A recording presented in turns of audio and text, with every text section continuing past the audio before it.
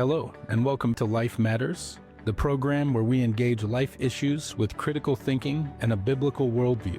Life Matters is an educational outreach resource of Assure Women's Center in Omaha, Nebraska.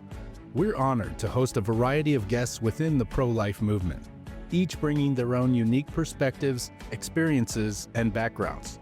The views and opinions expressed by our guests do not necessarily reflect those of Life Matters, Assure Women's Center, or our affiliates.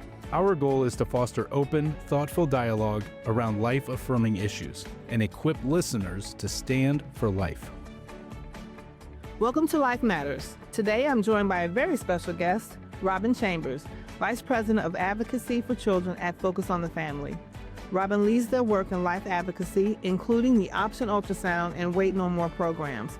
And she's also helping guide Focus into a bold new chapter in the post-Roe era. Robyn, welcome. Oh, Toni, thanks so much for having me on. Thank you for being here. I'm looking forward to our chat. I always enjoy talking to you. So, Robyn, let's begin with your story. How did God lead you into pro-life work and adoption advocacy work? Oh, I love that question.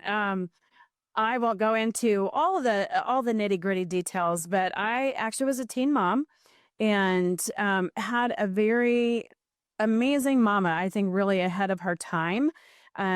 And just remember the conversation really well of her saying, oh, okay, not what your dad and I had, wanted for you, but let's make a plan. And I just remember that support and the support of my boyfriend at the time and a husband of 46 years. And knowing that I had support was so vital in my life decision. We were obviously young, and yes, there's a lot of sacrifice and a lot of hard in there. But goodness, it was so worth it, And I have two amazing kiddos and 3 beautiful grandchildren. And yes, I'm biased, and it's okay. It's okay for Grammy to be biased. But I didn't tell that story for a lot of years, Toni, because of actually shame from the church. And that was the one place that I felt like, gosh, of all the places that should be coming in and supporting me, it should have been the church. Now, that was 46 years ago. And so, yes, now you know how old I am. But I just remember when I started working at Focus, I actually was in our international department functioned as a paralegal. I was doing a lot of the contract work for Dr. Dobson's books to be translated into foreign languages, and still had not shared that story a lot just because of the comments that would come my way.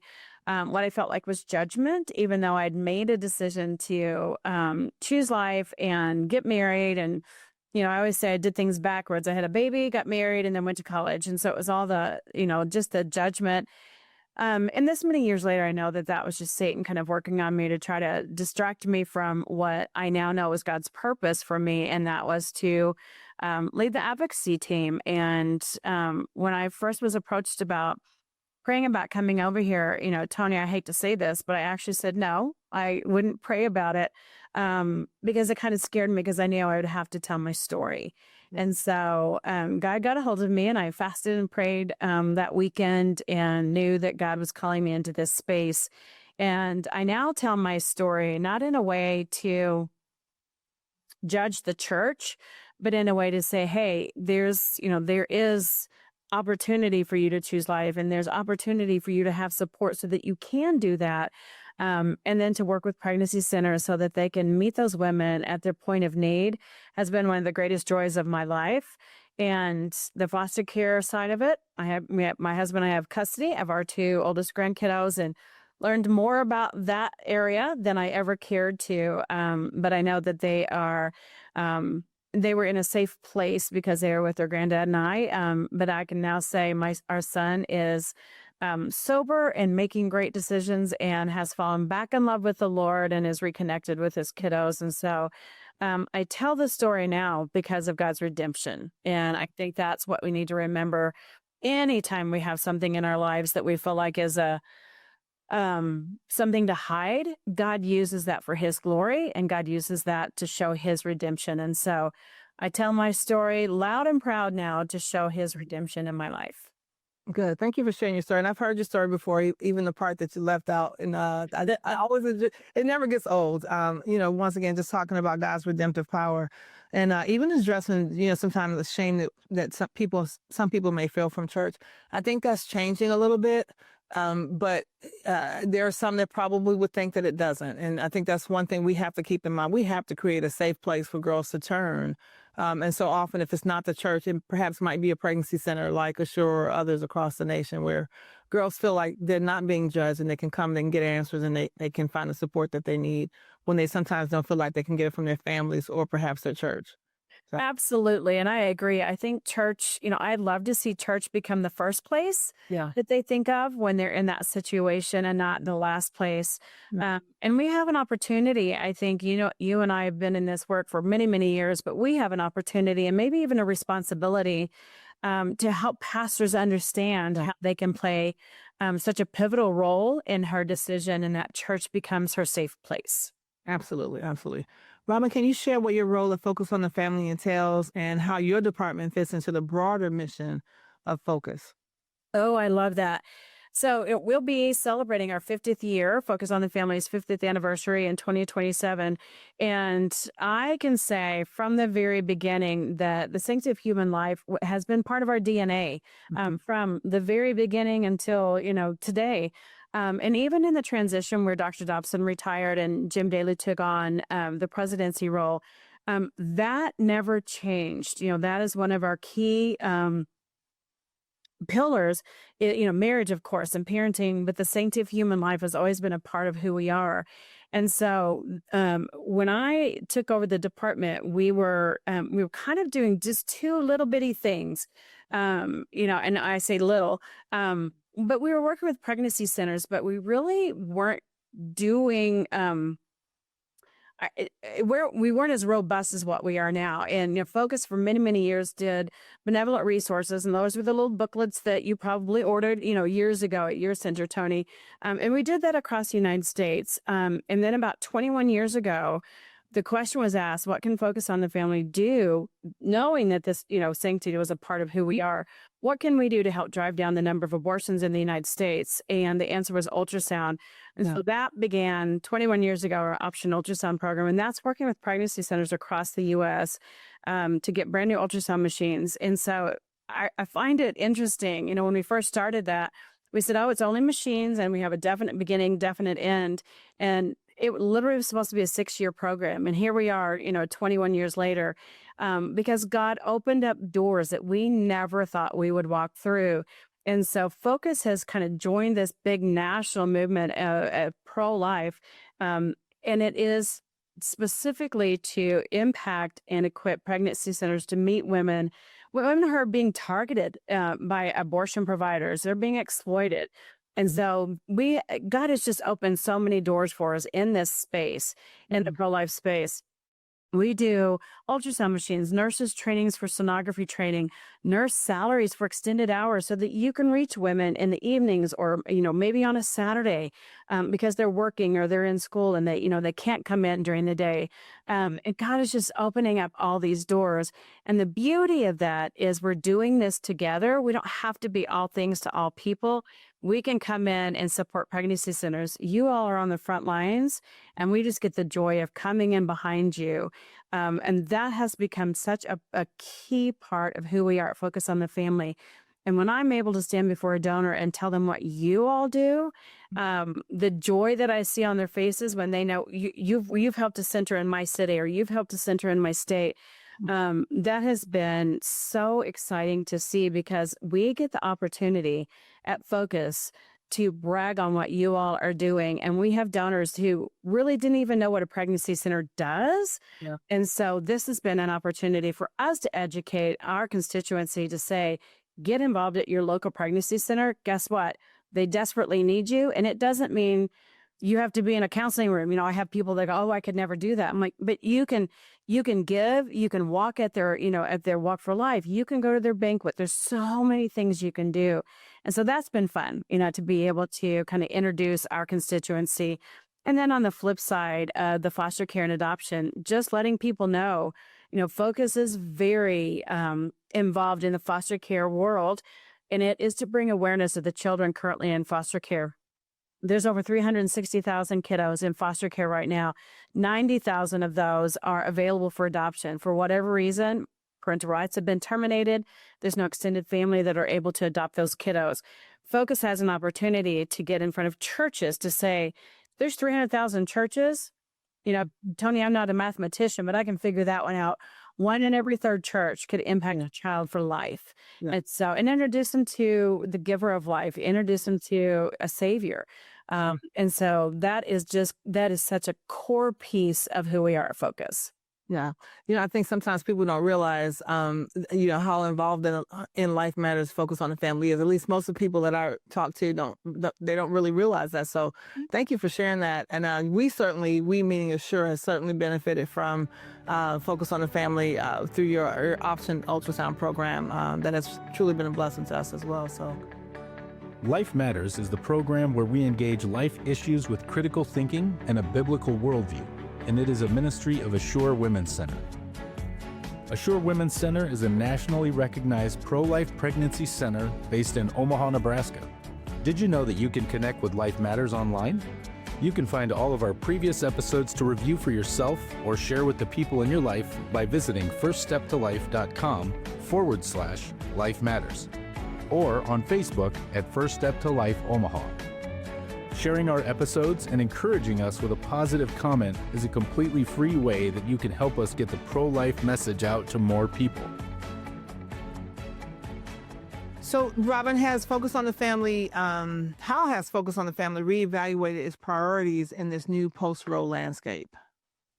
Oh, goodness. That has been kind of a journey. About a year prior to Roe being overturned, I was actually having a conversation with our leadership team and just saying, I think we need to be very, very aware that even if Roe is overturned, and we were kind of seeing a little bit of the writing on the wall, even before the leak happened with Justice Alito's statement, I said, if this happens, my biggest fear, and this is going to sound really weird, my biggest fear was that our constituency, Christians as a whole, would think that somehow abortion was going to go away and we've won. Like, oh, we're going to, victory lap. Oh, we won the battle kind of thing. And I said, there couldn't be anything further from the truth, because what will happen is it will go back to the states, and states will be doing crazy things. Like right here in Colorado, you can have an abortion through 40 weeks. That's a full-term baby. And I don't know that the average church goer or the average constituent, yours or mine, really understands the severity of that. You're talking about a baby that is maybe even hours from being born, that can be terminated. And from, early in the pregnancy all the way through to a full term. That is one of the most evil things that I think has ever come, I agree. in my lifetime. Yeah. And so I started talking to our leadership and saying, we need to be prepared. What can Focus on the Family do? How can we continue our work with pregnancy centers? But then how can we have a message that says, while we celebrate that decision, we also recognize that the work is going to probably become harder. We'll now have 50 battlegrounds instead of just the one. I have to say, when I put together this huge strategy, the board and our leadership said, yes, absolutely Focus we have to have a voice in this. In talking about how do we continue to invest in pregnancy centers. Again, like I said earlier, you're on the front lines, we are not. And so that's when we started to really broaden what we're doing at pregnancy centers, and in the past it was and this, Toni, when you first came through, you had to choose, is it a nurse's training or is it a machine? Well, now here's your menu. Yeah. What do you, Pregnancy Center ABC, what do you need in order for you to continue to reach abortion-minded women in your community? And without, it was unanimous, without very, very few pushbacks, we stepped into a really hard space. At times we lobby in DC, at times we lobby here in our state, and just to make people aware that this is what's going on. And it's very egregious when you talk about, taking the life of a child at 40 weeks. And so we have not backed down. We continue to do that. I'm sure you've heard we're now on the hate list. The SPLC is a hate list. Yep. And Jim said, you know what? If they hate us for standing up for women, for standing up for men and children and family, so be it. We'll continue to do that. And so that just made us, I think, more aware and more determined to keep doing what we're doing. Yeah, I so appreciate what you all do on the national level because, I mean, we're, trying to impact things in our community, but you all have a wider reach. And I agree with you. When Roe fell, I just remember even being in my church and everybody was excited but then having to say, yeah, it's a great thing. However, and people didn't realize we're really just beginning the fight. And so I think now we're seeing it play out that, yes, we won that victory, but there's still many more victories to go. And so Absolutely. I so appreciate the work that you all are doing. Robyn, what does it mean to be pro-woman, pro-baby, and pro-family? And how do you live that out in practice? One of the things that I think for me, the pro-woman has always been forefront of my mind because of going through my personal story and knowing that my mom's very first words to me and my now husband was, how can we support you? Not, oh, yeah, the baby's coming and, it's all about the baby. Please hear me say, yes, women love babies. It is. But if I can't reach that woman, and I was her, I can't save the baby if we're not looking at her. And I truly believe that, and I have so many women in my life that are post-abortive, and hearing their stories made me realize that what I see as women who are in a very, very difficult situation. There was no flippancy in that decision. And I think it's really easy for us to judge. And somehow in the Christian community, we've made abortion the worst possible sin. So somehow that carries a greater punishment. Yeah. And that, there's nothing further from the truth in God's economy. Anything that separates us from him, that's sin. But hearing these women talk about how the situation unrolled for them or unraveled for them, that's a shame on us that we didn't say, how can I support you, the woman in this pregnancy, and answer her questions when she says, okay, I'm going to be kicked out of my house. My mom and dad are going to kick me out, or I'm going to lose my scholarship, or you know what, father, the baby boyfriend, who he says, no, I'm out. Well, now I literally have zero support, and it's really easy to, I think, gloss over when she says, I don't have support. I think it's really easy to gloss over that and not realize that she's now looking at homelessness. She's looking at, maybe I'm losing my job. I'm going to lose my scholarship, which means I'm going to get kicked out of school. Well, that's where my housing is. That's where my education is. And to put her in a box that says somehow she's this horrible person, when in her mind, she's like, I have no way to take care of me. How am I going to take care of a baby? And I think being really cognizant of that is one of the things that I built into our strategy of what does it look like to answer that question? Can we answer when she says, well, I don't have this? And we can say, oh, but you do, and here's where. Or she says, well, I don't have, yes, you do, here's where.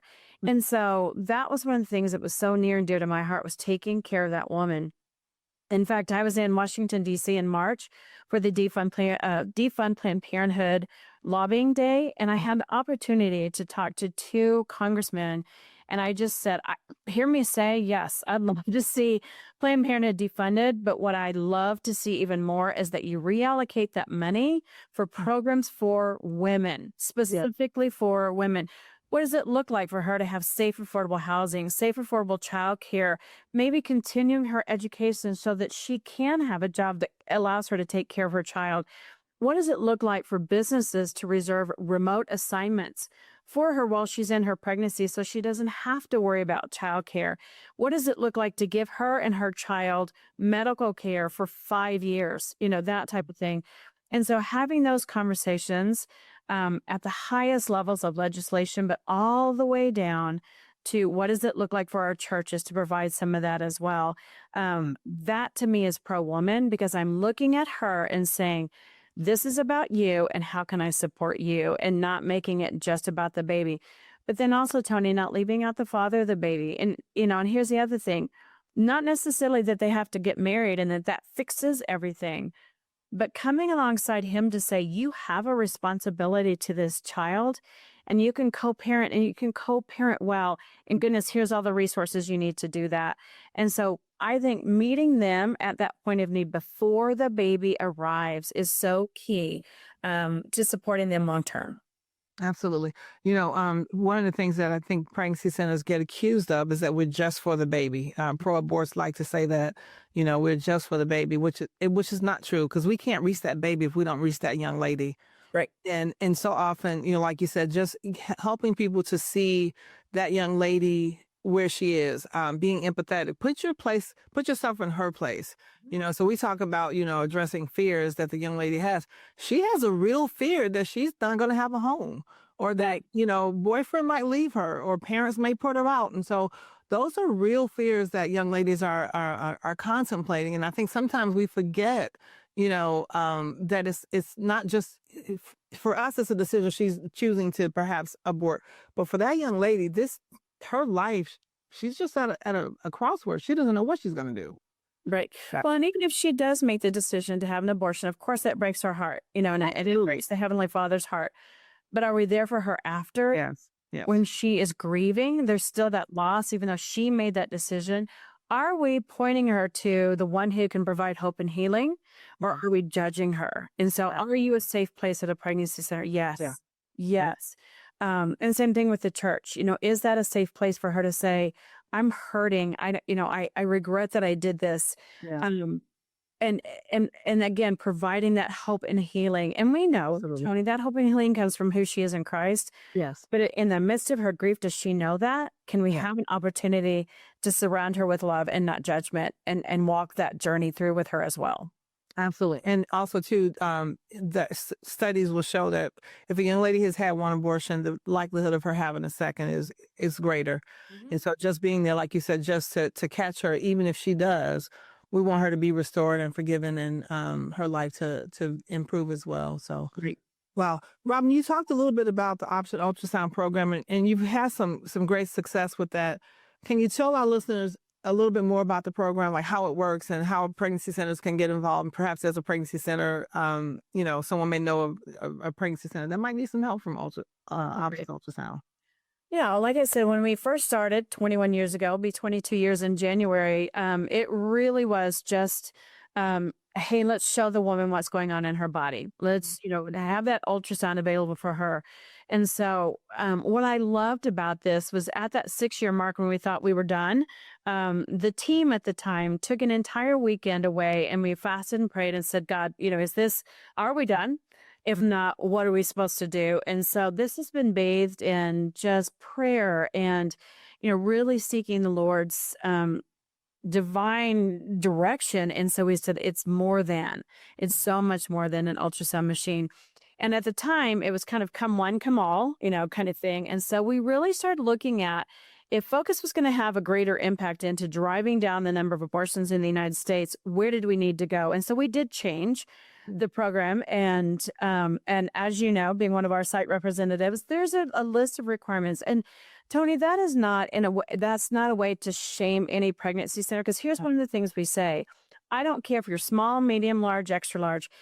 Is this what God's calling you, pregnancy center, to do? Because that's first and foremost our question.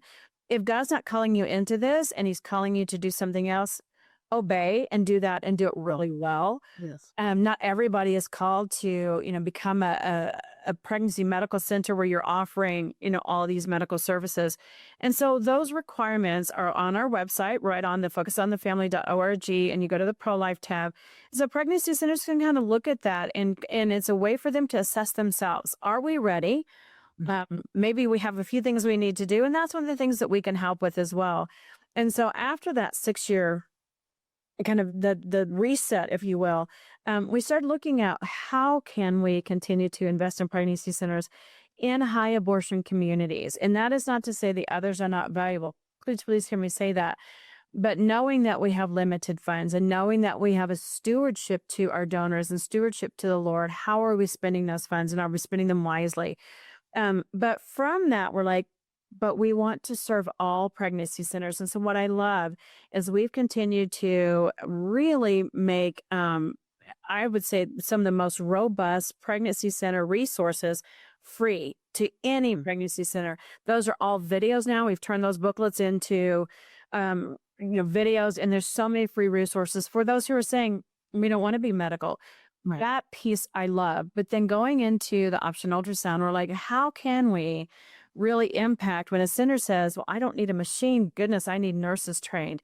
Or you know what? I don't have funds for abortion pill reversal. Well, we have that. And so all of these different things that we're doing through Option Ultrasound came from you all, the center directors and CEOs that are on the front lines, and you know what you need to reach those women. And so one of the things I think I'm most proud of is that you all listen and to the clients that are coming in, and then you tell us, hey, this is what we need. And so being able to answer those questions and really fill the gap that you all are talking about, that has been one of the best side effects of this program, is that we are listening to the pregnancy centers because we know your heart is for that woman. And so it has been amazing to see what the Lord has done, and so many more grants than we ever thought would be possible.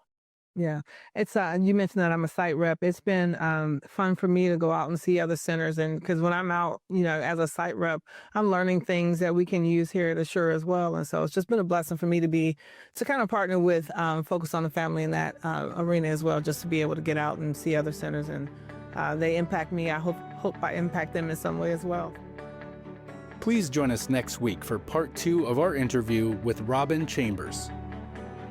Life Matters is an educational outreach resource of Assure Women's Center in Omaha, Nebraska. To learn more about the ministry of Assure, visit firststeptolife.com. That's firststeptolife.com. There you can learn about the many services we provide, including how we come alongside abortion-minded mothers and empower women to choose life for her and her baby, as well as find our most current broadcasts and all of our past episodes.